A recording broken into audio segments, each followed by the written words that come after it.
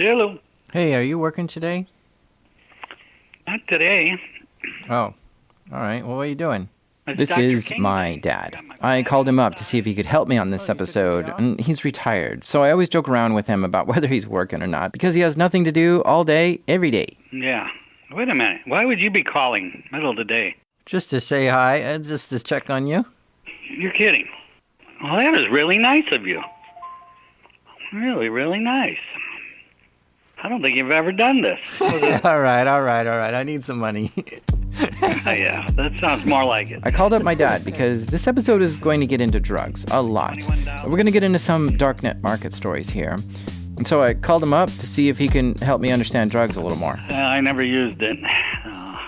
All right, so here's the thing. You were a juvenile detention officer? Yeah, What were you doing? Juvenile probation officer. Yeah. You were a probation officer? Yes. Okay, and you just said you've never done drugs. You've stayed as far away from it as possible. And yet here you are trying to deal with these people who are recovering from drugs and stuff like that. What kind of crash course did you have to go through to learn about drugs?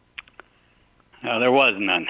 I just figured we had common sense. We knew. Well, no, because I remember you came home with all these new words for the word marijuana. I did? And you're like, look at all these words I learned, Jack. And do you remember any of the street names for marijuana? Ganja.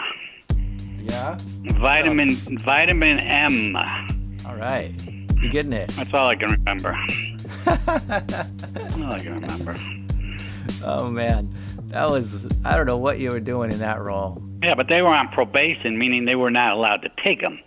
I would do a room search in their house, but only their room, nowhere else in the house, so they're not going to find anything. Uh-huh. Well, they were smart about that. And how come you stopped doing that? I think I went into Peace Corps. This all happened when I was a teenager. My dad wasn't a probation officer for long. It was a weird time, if you ask me. But yeah, drugs were never his thing, and I don't think he could spot a bag of dope sitting right in plain sight. So I guess I'm going to be on my own on this one. Gotta learn the street smarts all by myself. But yeah, this is an episode about Darknet markets and drugs. It's going to talk about drugs through the whole thing. So if that's a problem for you, well, I suggest skipping this one. Oh, and I'm going to talk about Alpha Bay in this one. And if you're not familiar with Alpha Bay, I suggest you listen to episode 24 first. That one's called Operation Bayonet, which goes into great depth about Alpha Bay. And that way you'll be all caught up and understand this scene a lot better. These are true stories from the dark side of the internet. I'm Jack Resider. This is Darknet Diaries.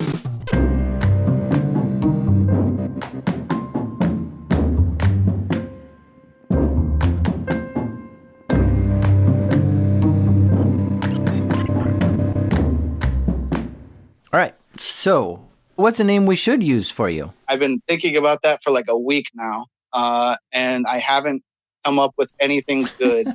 You have any good ideas? Alex. Let's go with Alex. Yeah, Alex isn't bad. That's fine. All right. Okay, so Alex is a drug dealer and wants to hide his identity.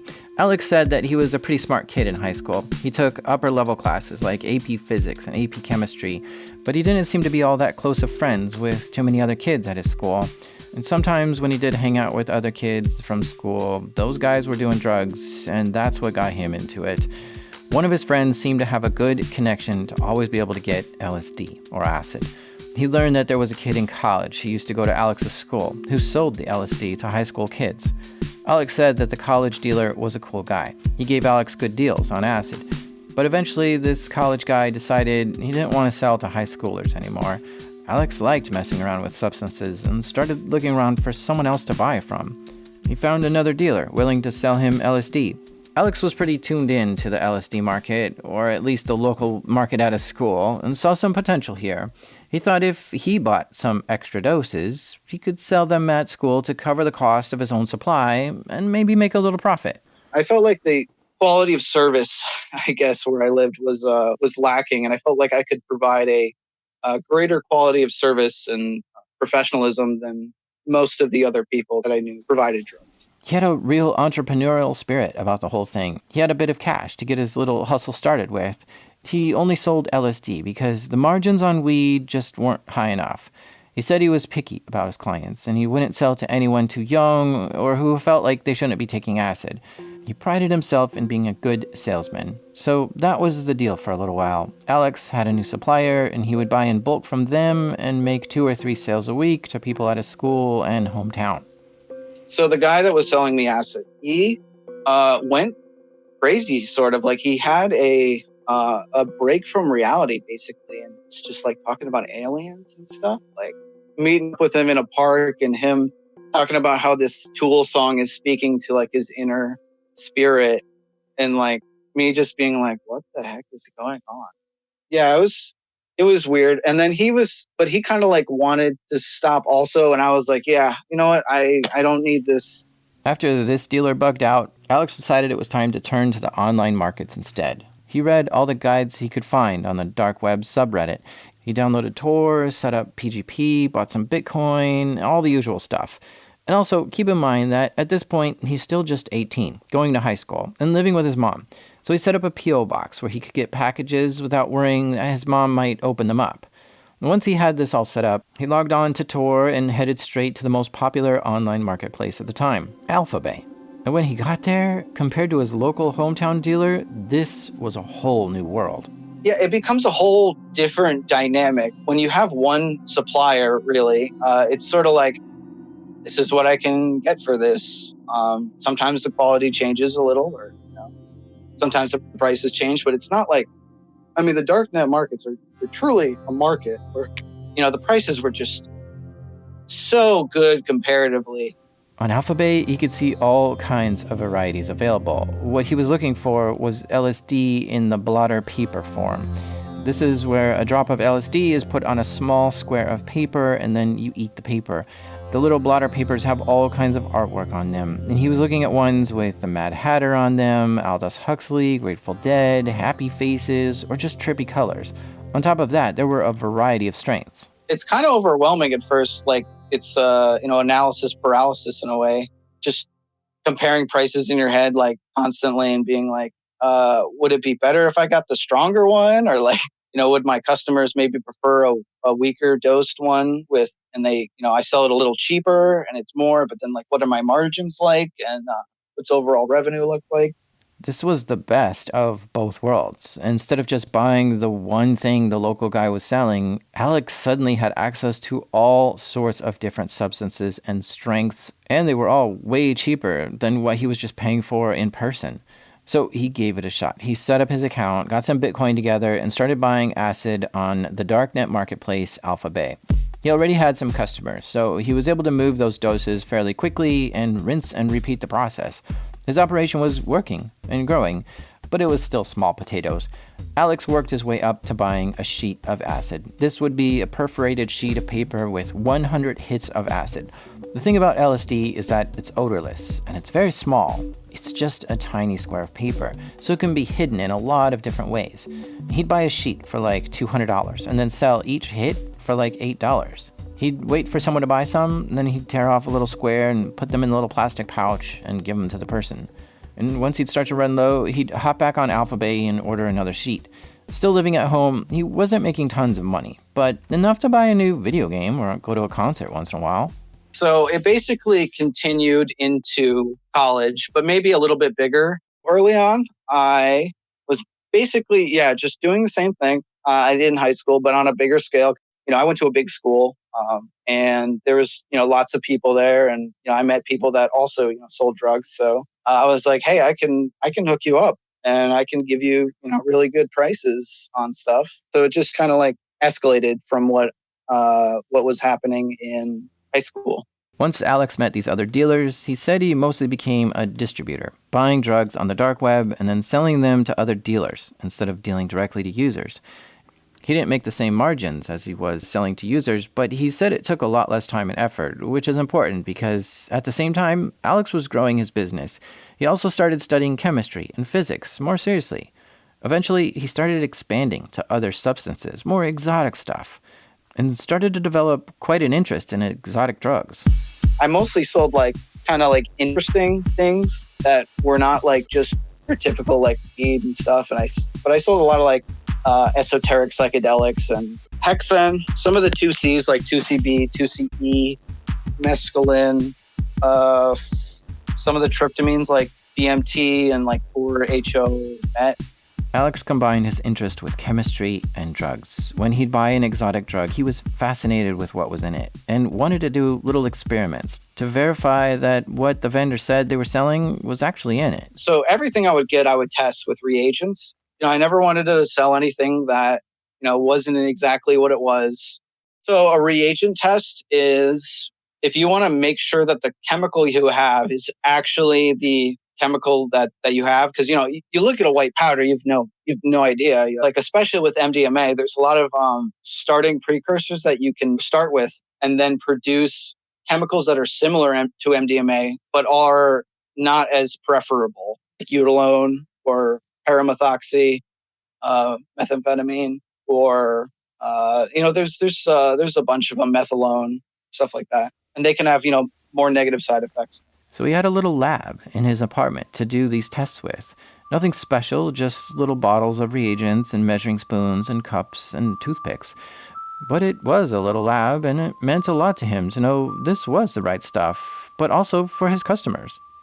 Of course, buying all these products off the dark web and distributing them locally meant that Alex had to regularly convert dollars into Bitcoin to make these purchases. Normally, when someone wants to buy Bitcoin, they just go to an online exchange. You transfer your money to the exchange, and then you can purchase Bitcoin with that. And from there, you can move that Bitcoin to your own wallet or whatever you want to do. But the problem for Alex and other people who don't want their money traced back to them is that Bitcoin exchanges keep a record of their transactions, which is not ideal for someone buying and selling stuff illegally. Bitcoin is regulated pretty heavily in the United States. So to set up an account at an exchange, you need to give them your real name and address and upload like an identity of some kind. And sure, once you transfer that Bitcoin out, the exchange can't see what you did with it, but there's still this risk of it tracing back to an exchange which has all the information on you. So he didn't want to go that route. Instead, Alex used a website called Local Bitcoins. It's a peer-to-peer Bitcoin exchange, which means it's a place where random people online buy and sell Bitcoins directly to one another. The benefit of this approach is that there's no record tying your money to the Bitcoin, so it's a lot harder to trace. But the downside is that you have to transfer money, which might be thousands of dollars, over to a random stranger from the internet and trust that they won't just run off with your money.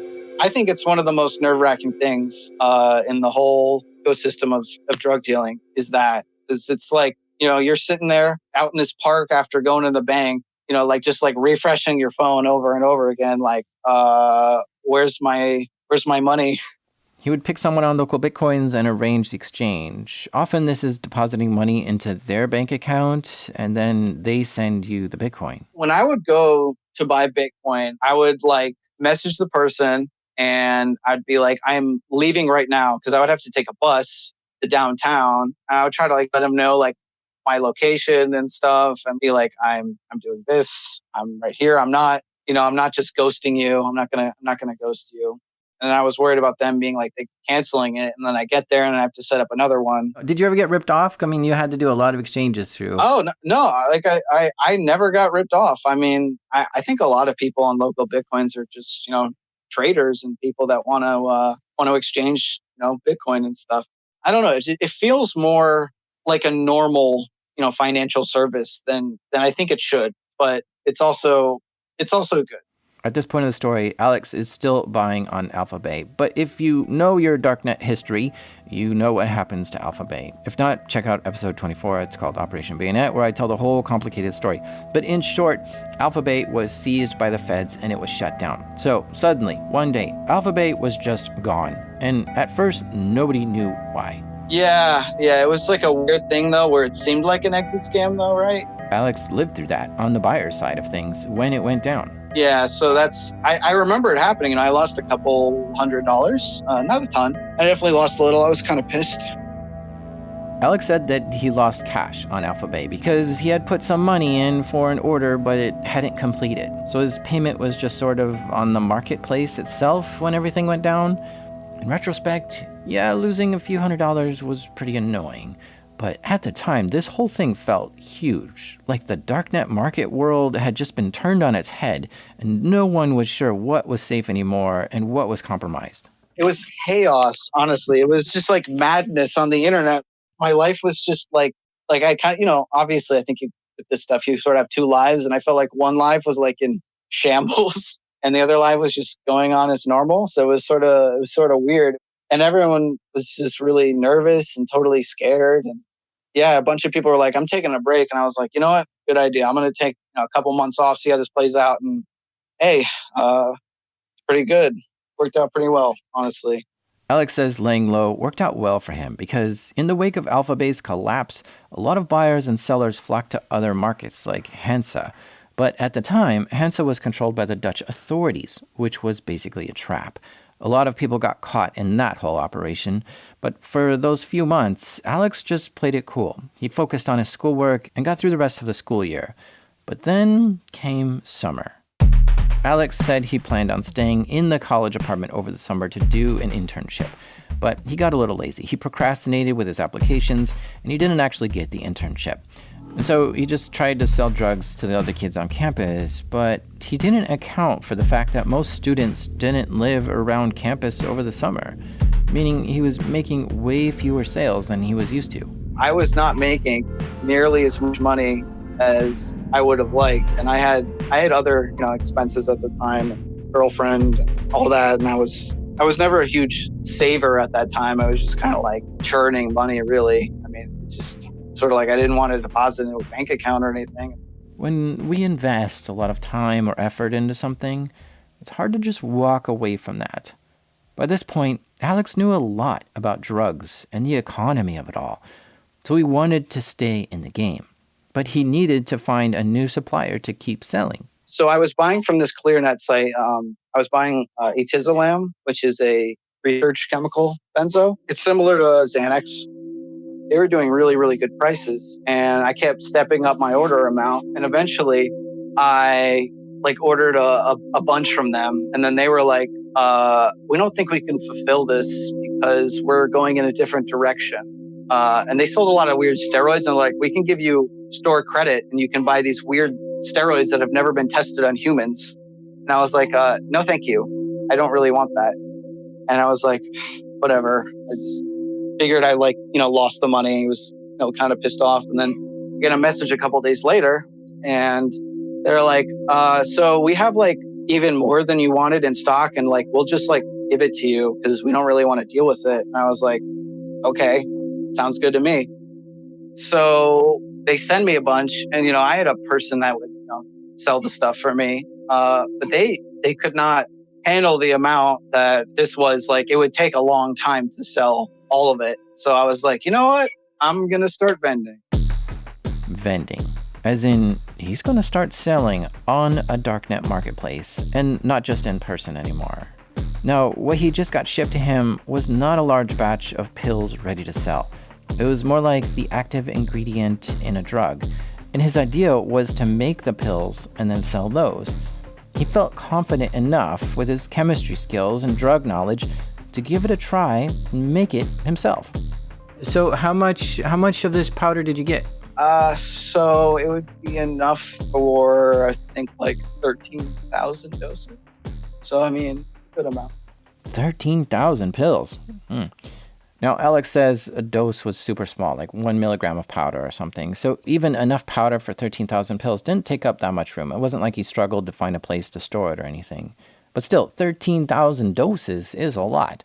But now he had to figure out a way to turn this powder into pills all by himself. He needed supplies, mason jars, pipettes, ethanol, sugar, masks. And it kind of reminds me of that show Breaking Bad, where they were just getting supplies to make drugs. Hell-Doll-style recovery flask, 800 milliliters. Very rare. Got your usual paraphernalia, Griffin beakers, your Erlenmeyer flask, but the pièce de résistance. A round-bottom boiling flask, 5,000 milliliters. So you decide, all right, I'm going to put this together in pill form and sell it. And what's that process like to get it into pill form? So I would dissolve it in a solution, and that would actually kind of help check purity, because with reagent testing, you can only test presence of other chemicals. So with like the solubility and if not all of it would dissolve in like ethanol, I would use like Everclear. And then I would drop like a pipette from a pipette, a predetermined liquid dose onto a little sugar thing. And it would absorb into the sugar and the alcohol would evaporate, leaving the more dense molecule into the little pill. You know what? I actually understand this. He would dissolve the powder and other ingredients into a neutral liquid, like an alcohol, and then test that substance to verify it was correct. And then he'd get these little sugar pills and used a dropper to put 1 drop of liquid on each pill. And the active ingredient of the drug would absorb into the sugar, and then that can just be eaten like a regular pill.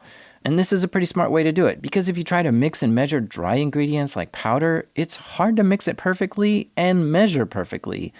Like, what are you going to do? Try to weigh out the ingredients of every dose? The average error with a cheap scale is going to be like 5 milligrams. So 5 milligram off on benzos is like the difference between being sober and blacking out. And like, it's not something you want to mess up the dosage on. So by making it into a liquid, allowed it to be mixed much more thoroughly and was more accurate to measure every dose because it was just 1 drop. And I would have like a Excel sheet that I would use to try to like figure out how much, the concentration I would put in and like purity, and I would try to calculate like the error of each dose and stuff. Once he had the solution all mixed and ready, he would get out a big cookie sheet or tray and just lay all the pills out on that, and then take his dropper and just add 1 drop to every sugar pill.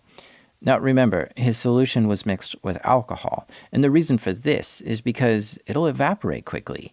And so when the alcohol evaporated out of the sugar pill, then all that was left was a perfectly dosed drug.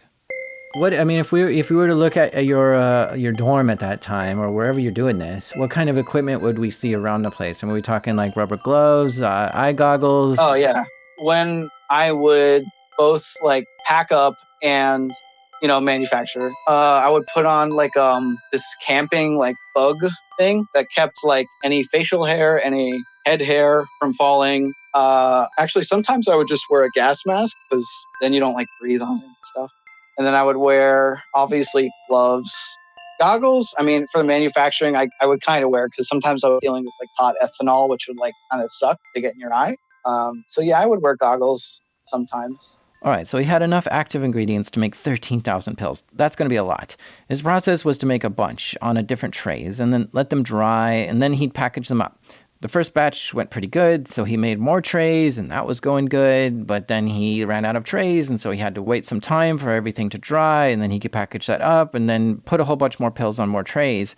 And when he had these trays drying all over the place, it took up a lot of space in his apartment. And accidentally, one time I stepped on it, like I kicked it, and all the stuff went flying. His freshly made pills were just scattered all over the place, making a mess everywhere.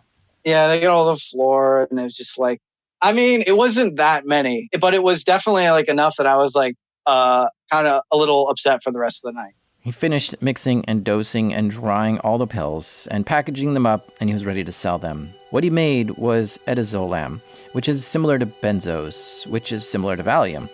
Edazolam is a minor tranquilizer. It's supposed to make you more relaxed and reduces anxiety and can give you a euphoric effect. So he takes this supply and joins a darknet marketplace called Wall Street.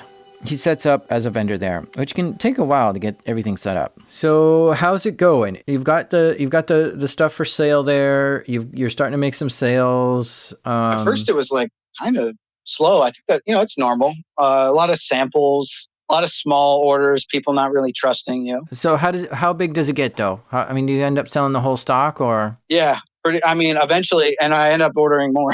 Holy cow. Okay.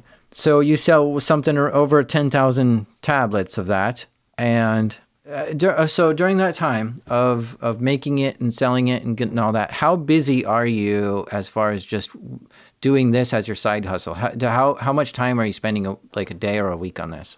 A lot. I was taking, a full course load. So I guess if you want to, I'll walk you through like a day in the life. Would be like, wake up at like pretty early, 7, 8, go to class, come back at like 3, and then I'm so tired that I sleep till like 9:30 usually. Then I would get up and I would switch off between doing homework and shipping orders. And then sometimes when I had like grouped enough orders together, I would go out at like 3 a.m. and I would, put them in mailboxes all over the place. And that would take a long time because, I worked alone, basically. I really didn't have anyone else doing anything. His method for shipping was to print the shipping label on the package and then drop the packages off at mailboxes all over town. This way there's no trace of who left the package there, and he thought if they saw like a whole bunch of packages that looked similar, they might look suspicious to someone, so he spread them out all over town. This way there'd be less of a chance of a bunch of stuff getting seized or lost all at once. I would always spray everything down with like isopropyl alcohol to like kill any fibers or DNA and stuff. It took so long to, pack stuff up. You just have to be so meticulous about, leaving a single hair or single fingerprint if your glove rips or to redo the whole thing over again. I want to know what kind of the height of all this is. What were you bringing in, like a week or a month? I don't want to put exact dollar figures, on stuff. Mostly I just reinvested.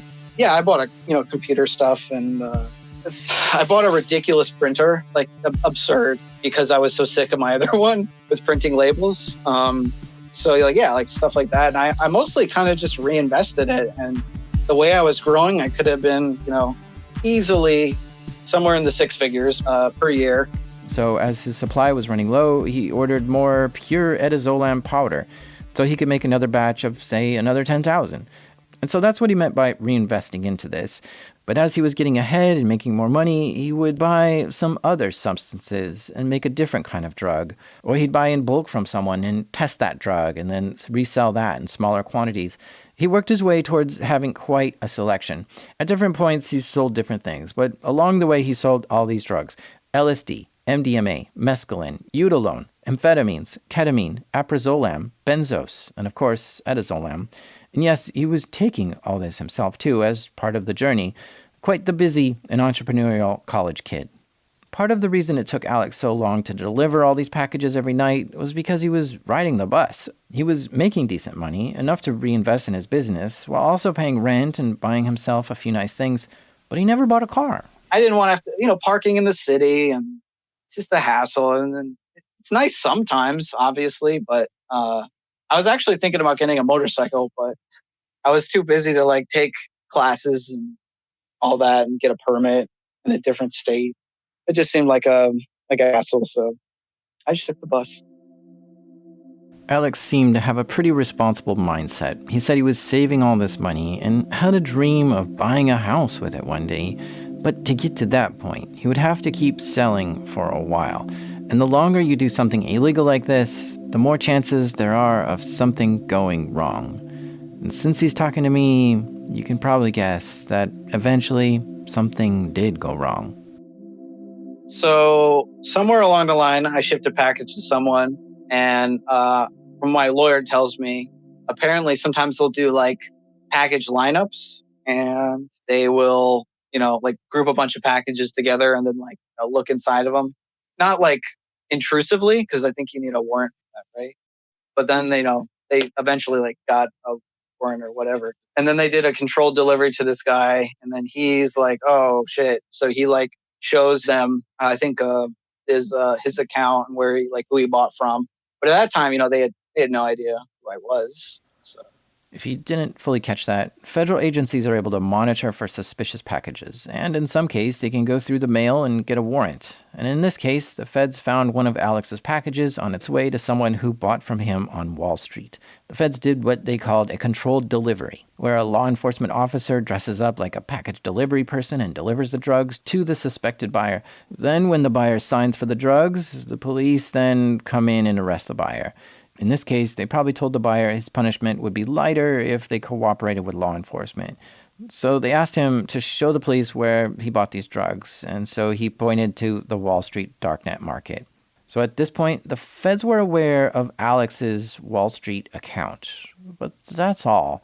They still had no idea who he was, because these Darknet markets are built with anonymity as a priority. Nobody uses real names or addresses or bank accounts. IPs and locations are masked too. And so what the authorities had was his vendor name, and they were able to track this package back to his town. So they just assumed this seller was somewhere in that town. So then what happened was they started an investigation. They did a controlled buy from me. So they bought stuff, they were just acting like a regular customer. On Wall Street. Yes. I don't know when that happened. But none of those, got me. Neither, that's just something that happens to, vendors kind of normally. It's always interesting to me to hear the feds are sometimes buying drugs on these darknet markets. But I guess it's a good way to gather clues to do an investigation. When feds do these controlled buys, they're kind of just poking around for weaknesses, trying to see if the seller made any mistakes, which would give them a clue as to who the seller really is. Was there a return address on the package, or any clues in the order confirmation that you'd get on Wall Street, or any other kind of distinguishing clues? This package had a fake return address and a fake name on it. But doing this buy also confirmed that the package originated from the same city, too. This gave them a general location of the mailbox he put it in. So then when they open the package, there's really not much identifying stuff there. There might be a fingerprint, but you're just very basic in there, right? There's no, business cards or anything in there to give you. It's also interesting to me to see how a darknet vendor has to learn so much about packaging and shipping. You can't just put this thing in a plastic bag and throw it in a box, because the box can be opened easily and examined and looked inside. No. I mean, I would use a visual barrier. A lot of times I would put pieces of paper, but I would print out random Supreme Court cases, or sometimes I would get a little maybe ideological, and I put the Library Genesis manifesto in there. From the officer's point of view, they've got your controlled buy and nothing really there, right? Yeah, so they got this vendor account that's sending drugs. That's basically what they know. Okay, so that didn't really give them anywhere. So what do they do next? So I was buying, I guess a lot of acid for most people, but I was buying acid pretty regularly just to sell IRL and stuff. And there was a person that I was using. They had a bunch of reviews. They were trusted. I, went through them before. Usually when you would order, you wouldn't use a vendor account. That's kind of stupid. But I don't know. I was overworked, and I was kind of stressed out, and I made a shortcut thinking that it would be fine because it had been fine for how many times before, and I ordered from my vendor account. The shortcut he did was, instead of creating or using an account just to buy stuff with, he used his Wall Street vendor account to buy a bunch of acid. I thought it was fine. I thought it was a trustworthy person, but it turns out it was an undercover account. Oops. 2 mistakes rolled up into one. He couldn't have known that he was buying from an undercover officer, but because he used his Wall Street vendor account, this was what the authorities were hoping for. And what address did he put for where the acid should be shipped? To his apartment, and he put his real name on it. The feds got their lucky break.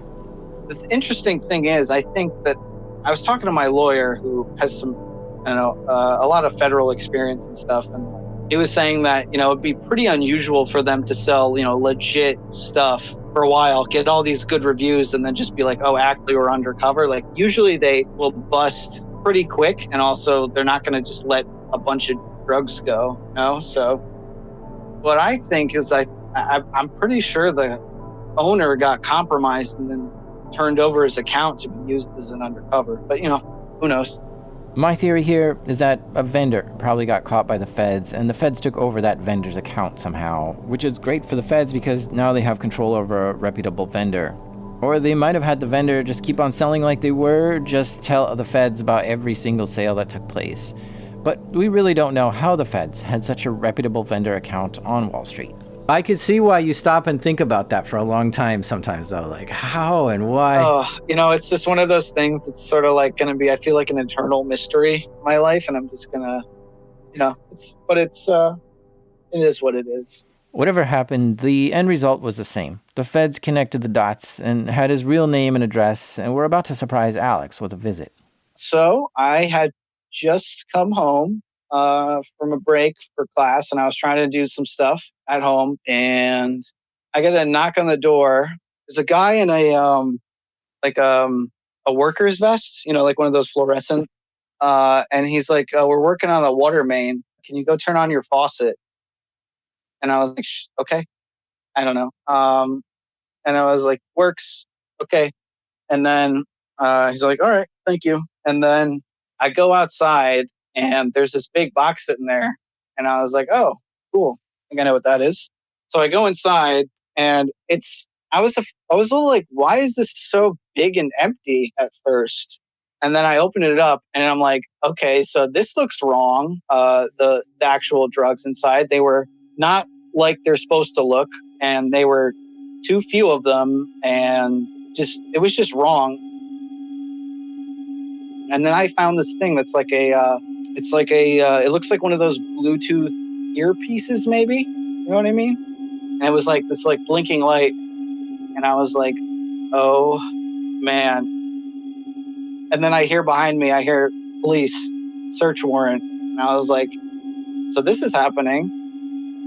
So I kind of just stood there, and they were like, "Open up the door," and I was like, "You know what? You're gonna have to kick down the door. I'm not opening it."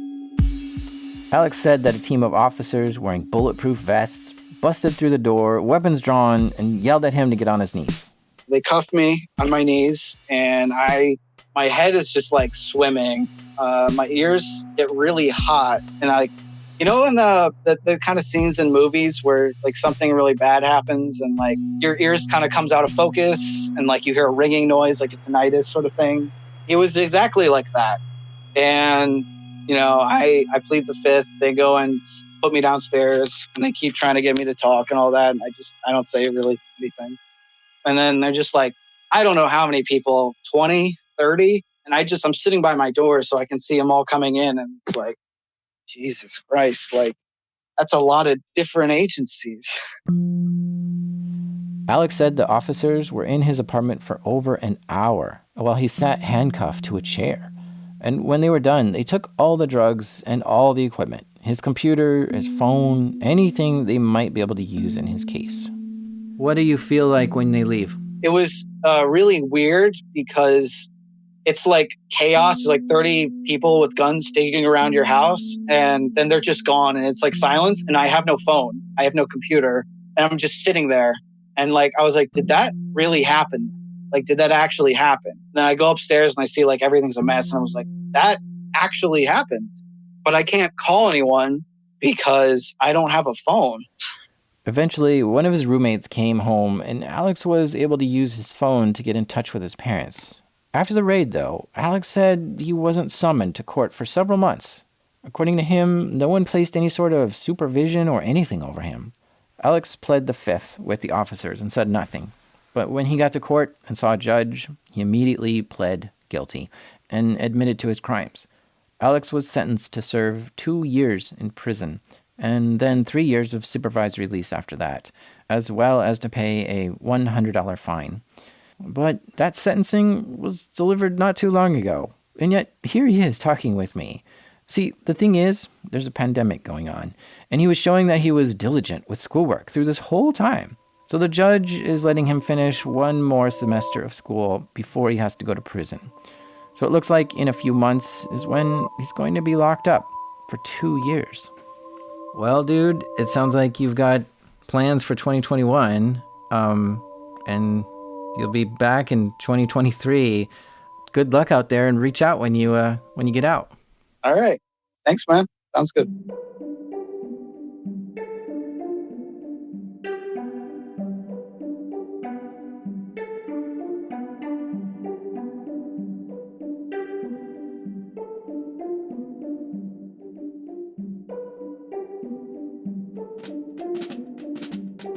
If you want to hear more stories about Darknet marketplaces, there are 3 episodes on the main feed that are just like this. Episode 24 is Operation Bayonet, which talks about Alphabay.